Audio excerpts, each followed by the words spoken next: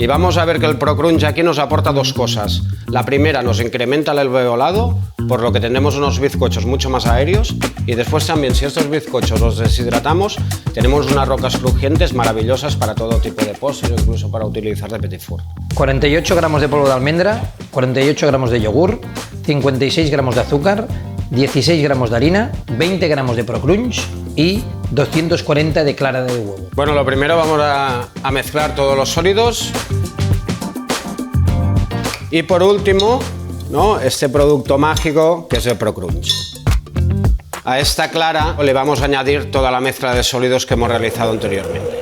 Vamos a convertir esta mezcla en una espuma. Esta mezcla la dejamos reposar unos 30 minutos y introducimos esta masa líquida en un sifón de espumas. Lo importante es la técnica y a partir de aquí que cada uno pueda tener su creatividad.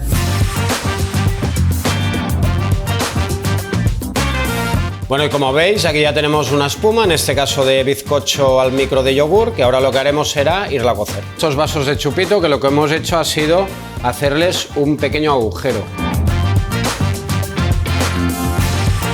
Máxima potencia, medio minuto. Pues ya tenemos los bizcochos cocidos. Cuando salen del microondas están súper tiernos y lo importante es dejarlos del revés y dejarlos que se enfríen lentamente. Aquí la verdad que el ProCrunch lo que nos hace es que el alveolado del bizcocho sea más aéreo, mira. Respira más, ¿no? Sería más mira ligero. qué textura, una textura maravillosa, súper liviano, con todo el sabor del yogur. Ya lo tendríamos que desmenuzar para poner en el deshidratador y conseguir esta textura que nos potencia el ProCrunch, esta textura más crujiente, ¿no? Y aquí ya tenemos este bizcocho que secamos ayer, ¿no? Y que tenemos ya con estas rocas, ¿no?